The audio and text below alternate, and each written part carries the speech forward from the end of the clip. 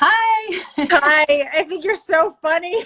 Oh my gosh, I'm like wandering around my house today. I'm so sorry. Usually I'm like in my chair and ready to go, and it's just not one of those days. So I why think it's hide it? I great. don't I love it. know. I think it's fantastic. Um, You know what my, I think is fantastic are the dancing videos you've been posting of yourself. What is up with that? I love it.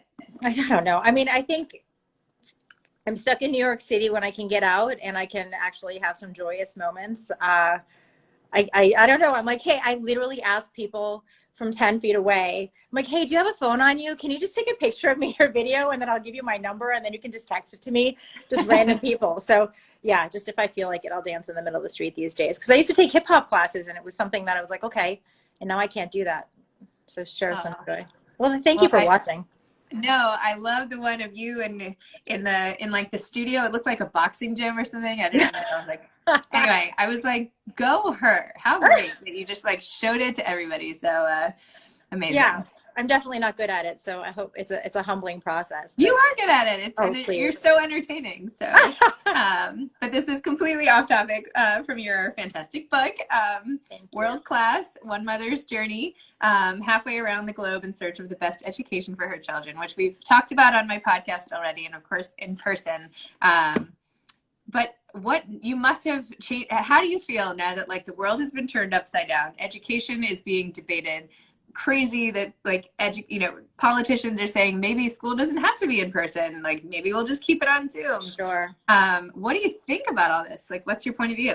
Um, we have to do everything possible to get our kids back in the classroom because nothing is going to replace in-person teaching. I mean, think about all the things that we miss when, I mean, Zoom is a replacement for now, but I don't know what's happening, especially with kids, right? Who may not be able to put words in their emotions and not be as self-aware as we want them to. So teachers are trained to pick up on that stuff. If a child is sad or maybe hungry or had a fight with a sibling or something happened on the way to school or they don't understand something, right, a concept that they're learning at school, how does a teacher really know that if it's just kind of a face-to-face interaction? And then there's some fundamental skills that we're seeing. For skills that already have, for students already have the skills of organization, time management, discipline, you know, it's maybe a great, I guess, substitute right now, the Zoom or the Google Classrooms. But for those kids who don't, for kids who are in preschool, like you're just talking about, right? Or Yes. kindergarten, early elementary, they're not used to learning online. They don't know necessarily even how to read. So for them to do all this stuff online is really a challenge. And it's a challenge not only for them, but for the parents or caregivers who have to be monitoring all of it. And we're seeing that at the upper grades too. Around 50% of kids aren't even signing into class when they do have live classrooms. So for now, it's a stopgap measure. And people are saying, legislators, policymakers, and educators, and maybe this summer is an opportunity for us to tinker around with what does and doesn't work with online learning. But the reality is, I mean, I don't want to be too negative here, but the reality is the fall is not going to be the January, the February of this year that we remember. So either classes, I mean, there's so many hybrid models. And because our education system is so completely decentralized, what one school looks like is going to be completely different. So, in your case with 4 kids, or I have 3 kids at 3 different schools, how that's going to look at a school by school basis is going to be different. Classroom to classroom, it can be different. So let alone if you have cousins who live in a different place, right? So that hybrid model is going to look like it's going to be synchronous and asynchronous, which means online live or online recorded.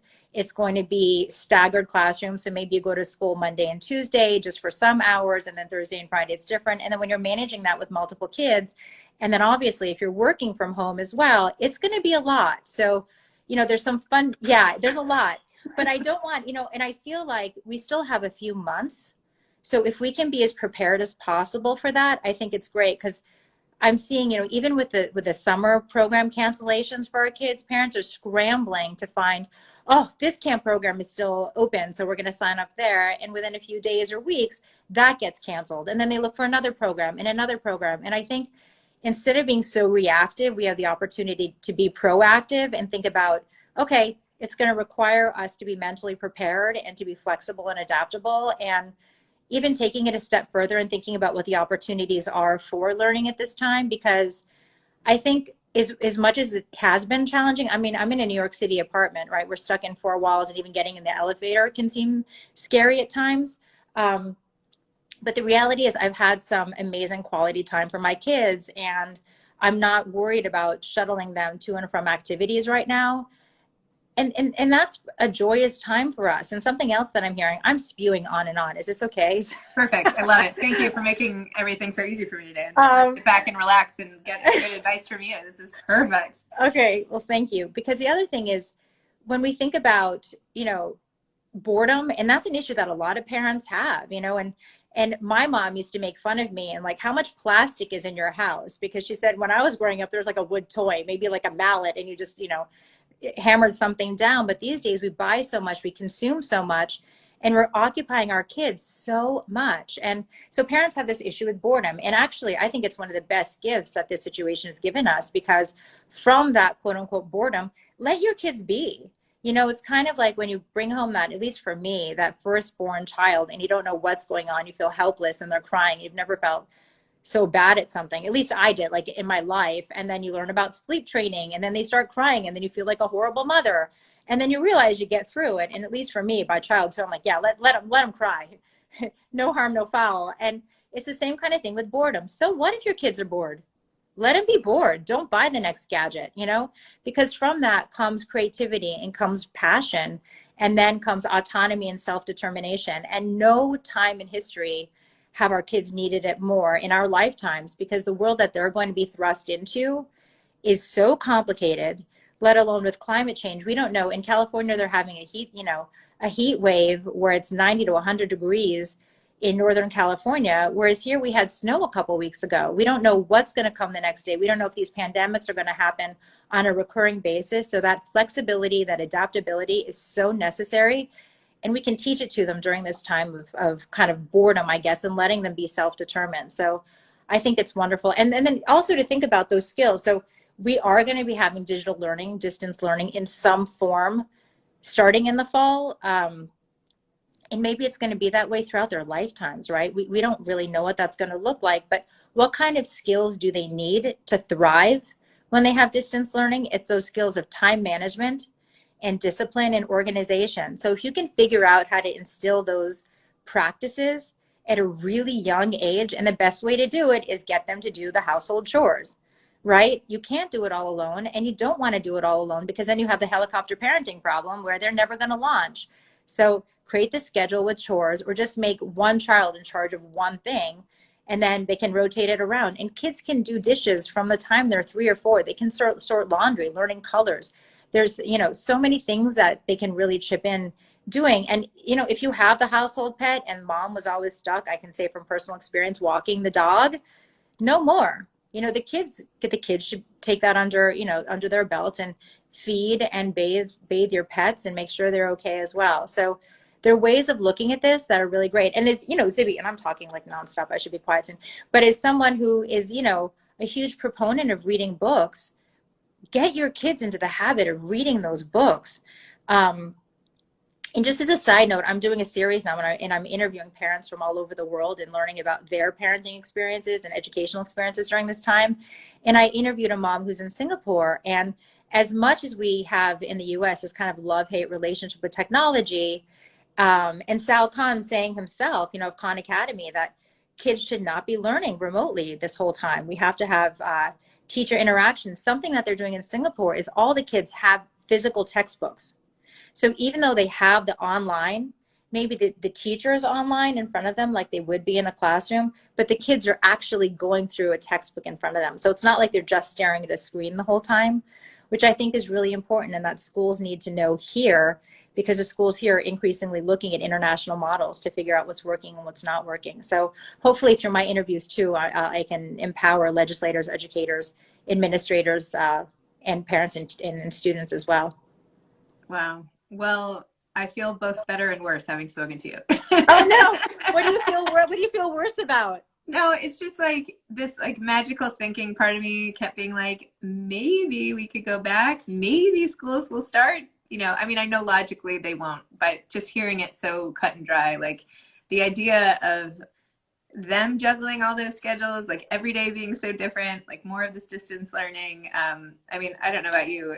I guess it's okay for the bigger kids, but it's really hard. Like next year I'll have a kindergartner, a first grader, and two seventh graders. And the seventh graders will be fine, although they miss their friends. But these little guys, I mean, it is not the same.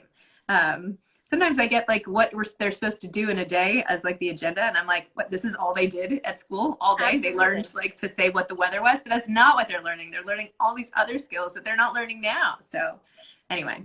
But I hear you, and I hear that a lot from parents who have kids in early childhood education programs and even younger. It's like they get maybe 30 minutes of Zoom time if they can even figure it out, and if they're not tired or cranky, and then what do you do the rest of the time? And then you have to juggle work with the other siblings, and then where do you even make the physical space?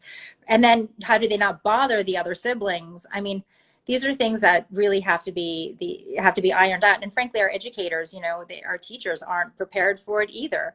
And so this is the time to really be as proactive as possible and think about how you are going to be creating new opportunities, but filling those buckets of, you have your academics, you have your extracurriculars, you have your socialization, you have your sports, and you have family time. And I add another bucket, which is community service. So if you can kind of fill those buckets with how you're going to be doing it, and leave your kids alone. I mean, a big difference in early childhood education programs between the US and other global models is that teachers let the kids in other countries be much more self-directed, whereas in the US, parents and teachers alike are very interventionists and very directing. So they're like, kids, we'll do this now, and we'll do this now. Right. And in other countries, it's like, let them fall, let them get hurt, let them go play with whatever they want. And it's a great model to adopt. Well, Teru, thank you I'm so like privileged to know such an education expert during this time when education is being turned on its head. So not only is your book fantastic, world class, this is my advanced copy from last summer, but my other copy's in New York. So get this book, everybody who's listening. And also for Teru, just follow you on Instagram or on your website, because you'll, I'm sure, be coming out with lots of interesting stuff as this whole thing unfolds. So I hope so. Thank you so much for having me, Zibby. All right. It was great to see you. You too. You too. Take care. Thank you.